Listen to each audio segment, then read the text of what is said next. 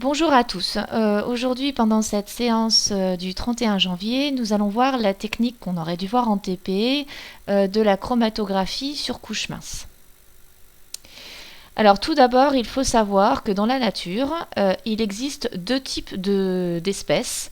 Il existe des corps purs qui contiennent qu'une seule espèce chimique. C'est le cas par exemple du sucre qui contient uniquement des molécules de C6H12O6 ou encore des gouttières de zinc qui ne contiennent que des atomes de zinc.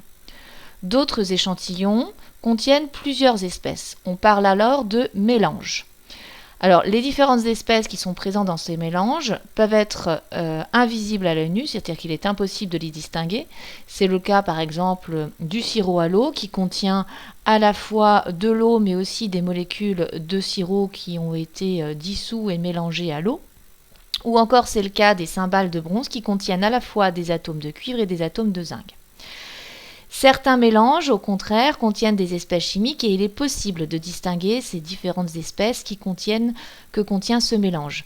On parle alors de mélange hétérogène. C'est le cas par exemple de la vinaigrette, qui est un mélange d'huile et de vinaigre et dans lequel on voit que les deux liquides sont non miscibles et ne se mélangent pas puisqu'on aperçoit une émulsion avec des petites gouttelettes de vinaigre qui se forment au sein de l'huile. Nous allons essayer de voir une technique qui permet de répondre à deux problématiques. Première problématique, comment savoir si un échantillon est un corps pur ou un mélange? Autrement dit, comment savoir s'il contient une seule espèce chimique ou plusieurs espèces chimiques? Et d'autre part, comment identifier les différents constituants d'un mélange ou éventuellement comment identifier l'espèce chimique présente dans un corps pur? Une méthode consiste à réaliser une chromatographie sur couche mince. C'est l'objet en fait de cette activité et de cette partie de cours. Pour réaliser une chromatographie sur couche mince, vous avez besoin d'un matériel spécifique. Dans un premier temps, vous avez besoin de ce qu'on appellera une cuve à élution. Alors, c'est tout simplement un bécher surmonté d'un couvercle. Nous avons également besoin de plaques de chromatographie. Donc ces plaques de chromatographie peuvent être des plaques de silice, c'est-à-dire en fait un support en aluminium qui a été recouvert de silice, donc qui est un dépôt blanc comme vous pouvez le voir sur la diapositive, ou tout simplement des plaques de papier filtre, donc que vous utilisez dans votre machine à café. Vous avez également besoin d'un crayon à papier, d'une règle graduée, de pipettes Pasteur, d'un sèche-cheveux, mais également d'un mélange de solvants qu'on appellera éluant, et puis bien évidemment l'ensemble des échantillons que vous avez à analyser pour identifier s'il s'agit d'un mélange ou d'un corps pur, et pour identifier également les différents constituants qui le composent. Dans le cas où les espèces à identifier sont incolores, il faudra d'autre part utiliser une lampe à UV qui permettra de faire apparaître des taches sur la plaque de silice. Alors maintenant, comment procède-t-on si l'on souhaite réaliser une chromatographie sur couche mince? Dans un premier temps, il faut prendre la cuve à chromatographie et la préparer en versant à l'intérieur un mélange de solvant qu'on appellera éluant sur à peu près 5 cm de hauteur. Puis ensuite, refermer cette cuve avec un couvercle de façon à ce que l'intérieur de la cuve sature en vapeur d'éluant. Ensuite, il va falloir préparer notre plaque chromatographique, c'est-à-dire la plaque de silice ou le papier filtre en réalisant des dépôts. Donc ces dépôts seront réalisés sur une ligne de dépôt qui sera tracée au crayon à papier à 1 cm du bord de la plaque de silice.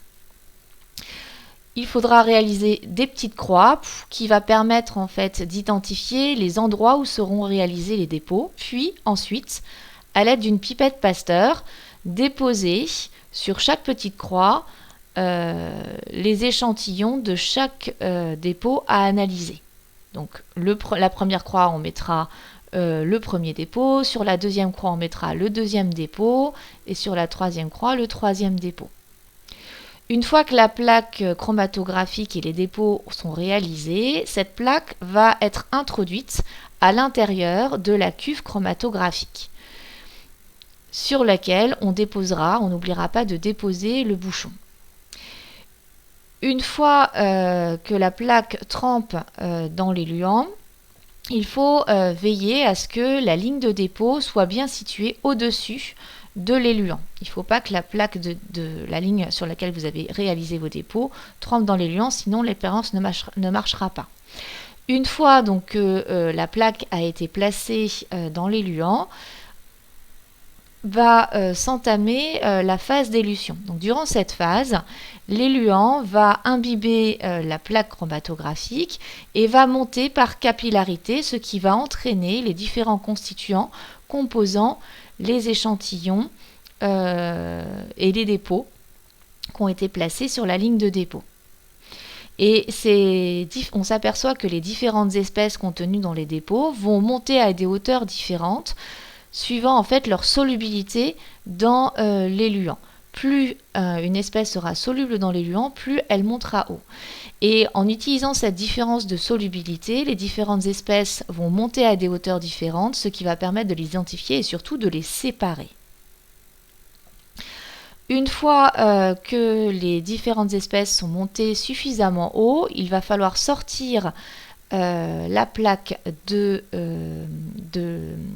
la cuve à chromatographie.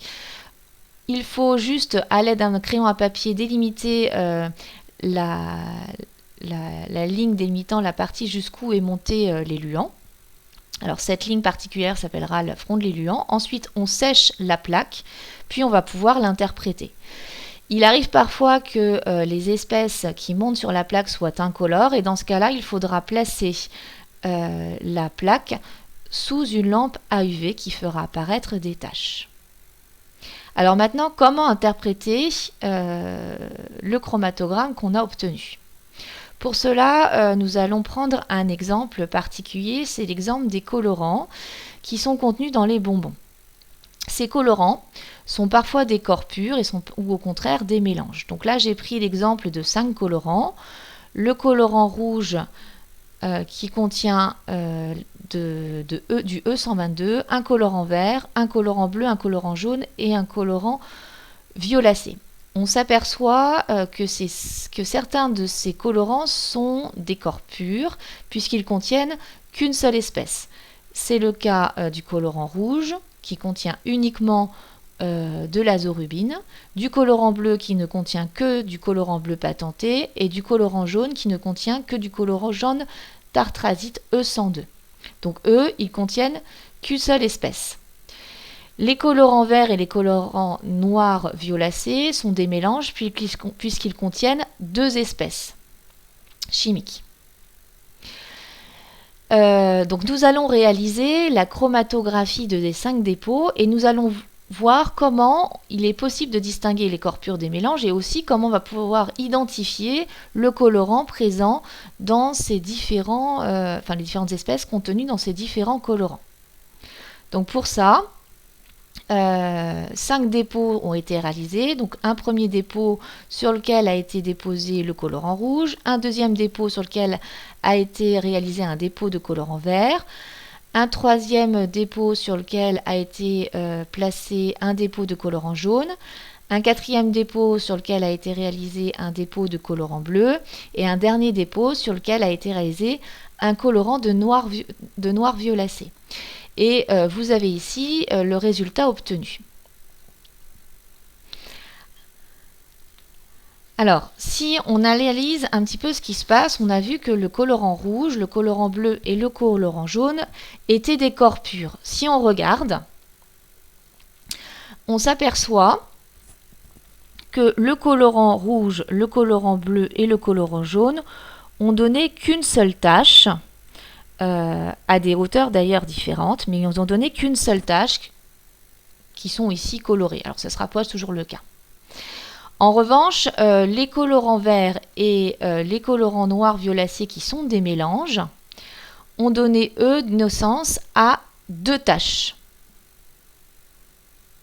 Donc le colorant vert, qui contient 2 espèces, a donné 2 taches, une jaune et une bleue.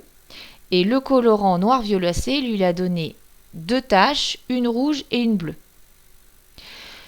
Donc on s'aperçoit finalement que les corps purs qui contiennent une seule espèce ont donné une seule tache, tandis que les colorants qui contiennent deux espèces ont donné deux taches. On voit donc bien qu'il existe une corrélation entre le nombre de taches et le nombre d'espèces chimiques. On peut déjà conclure d'une première chose, c'est qu'une tache va correspondre à une espèce chimique. D'autre part, le nombre de taches va nous renseigner sur le nombre d'espèces chimiques. Alors, pas tout à fait. En réalité, ça va nous renseigner sur le nombre minimal d'espèces contenues dans un échantillon. En effet, si une espèce n'est pas soluble dans l'éluant, elle ne donnera pas une tache. Donc en fait, le nombre de taches nous permet simplement d'indiquer le nombre minimal d'espèces. Par exemple, si un colorant donne 2 taches, on peut en déduire qu'il contient au moins 2 espèces chimiques. Donc pour cela, on va pouvoir du coup en déduire une autre conséquence sur l'interprétation du chromatogramme. Si un échantillon donne plusieurs taches, ça voudra dire qu'il contient au moins plusieurs espèces chimiques et donc que c'est nécessairement un mélange. Par contre, si un échantillon donne une seule tache, on ne pourra pas forcément conclure que c'est un corps pur, on pourra conclure qu'il contient au moins une espèce chimique. Il peut éventuellement contenir une espèce qui est non soluble dans l'éluant et qui, dans ce cas-là, ne donnera pas une tache sur le chromatogramme. Par contre, on peut conclure que si on a un corps pur, forcément, on obtiendra une seule tache, ou pas de tache d'ailleurs, sur le chromatogramme. Donc là, ce qu'il faut retenir dans un premier temps, c'est que à chaque fois qu'un échantillon donnera une tache, cette tache correspondra à une espèce chimique et le nombre de taches pourra indiquer le nombre minimal d'espèces chimiques contenues dans un échantillon. Alors, le chromatogramme nous permet également d'identifier les espèces chimiques. Alors pour ça, on va essayer déjà de comparer les colorants qui ont une espèce en commune. Si on regarde le vert et le bleu, on s'aperçoit que le vert et le bleu possèdent une espèce en commun, à savoir le bleu patenté E131, qui donne donc 2 taches bleues. Et si on regarde, ces 2 taches bleues sont situées à la même hauteur. De la même façon, le jaune tartrazine, E102, est présent à la fois dans le colorant vert et dans le colorant jaune. Et on s'aperçoit qu'il donne eux aussi 2 taches situées à la même hauteur. Autrement dit, si vous avez deux échantillons qui contiennent une même espèce, ces 2 échantillons donneront des taches situées à la même hauteur. Maintenant, comparons des colorants qui contiennent des espèces qui possèdent la même couleur mais qui correspondent à des espèces différentes. C'est le cas par exemple du vert et du noir violacé qui contiennent tous les deux du bleu mais pas le même bleu. Le vert il contient du bleu E131 tandis que le noir violacé lui il contient du bleu E133 qui correspondent donc à des espèces différentes. Et on s'aperçoit en fait que la tache donnée par le bleu ne coïncide pas, n'a pas migré à la même hauteur que le bleu patenté. De la même façon, si on regarde le rouge et le noir violacé, ils contiennent tous les deux du rouge, sauf que ce n'est pas la même espèce. Le rouge contient l'espèce E122 et le noir violacé contient du rouge E129. Et ces 2 rouges n'ont pas donné des taches à la même hauteur. Autrement dit, si vous avez 2 espèces différentes, alors ils donneront 2 taches, mais qui ne migreront pas à la même hauteur sur le chromatogramme. Autrement dit, ce qu'il faut retenir, c'est que si 2 échantillons donnent 2 taches à la même hauteur, alors ils contiennent une espèce commune. En revanche, si 2 échantillons contiennent 2 espèces totalement différentes, ils donneront des taches situées à des hauteurs différentes. Alors, ça va avoir une conséquence importante. Si on veut savoir si un échantillon contient une espèce B, il suffira en fait de réaliser un dépôt d'espèce B et un dépôt de l'échantillon. Et si l'échantillon donne une tache à la même hauteur que l'espèce B, alors forcément, cet échantillon contiendra le dépôt B. Alors, ce que je vous invite à faire dans un premier temps, c'est à recopier la partie cours sur un cahier ou à l'imprimer, en tout cas à le lire attentivement. Puis ensuite, je vous invite à faire l'exercice suivant pour voir si vous avez compris. Donc là, vous avez 4 médicaments différents. L'un, c'est l'aspirine du Rhône, l'autre du Novacétol, l'autre du Doliprane et l'autre du Claradol, mais on ne sait pas si le médicament numéro 1 correspond à l'aspirine, au Novacétol, au Claradol ou au Doliprane. Ça va être à vous de le savoir en analysant la chromatographie, le chromatogramme obtenu, en réalisant en fait 5 dépôts. Un dépôt avec un extrait de médicament 1 dissous dans de l'éthanol. Le dépôt 2 qui correspond à le médicament 2 dissous dans l'éthanol, un dépôt M3 qui correspondra au médicament 3 dissous dans l'éthanol et un dépôt 4 correspondant au médicament 4 dissous dans l'éthanol. Et on a réalisé un autre dépôt qui est un dépôt de caféine, donc une espèce parfaitement connue, dissous à partir de là dans l'éthanol. Et donc à partir de l'analyse du chromatogramme, on va essayer d'identifier quel est le médicament qui correspond à l'aspirine du Rhône, quel est celui qui correspond au novacétamol, quel est celui qui correspond au Doliprane et quel est celui qui correspond au Claradol. Donc pour cela, je vous invite à chercher les 4 questions ici et dans une prochaine vidéo, je vous ferai la correction détaillée de l'exercice. Je vous souhaite bon travail à vous pour cette séance du 31 janvier.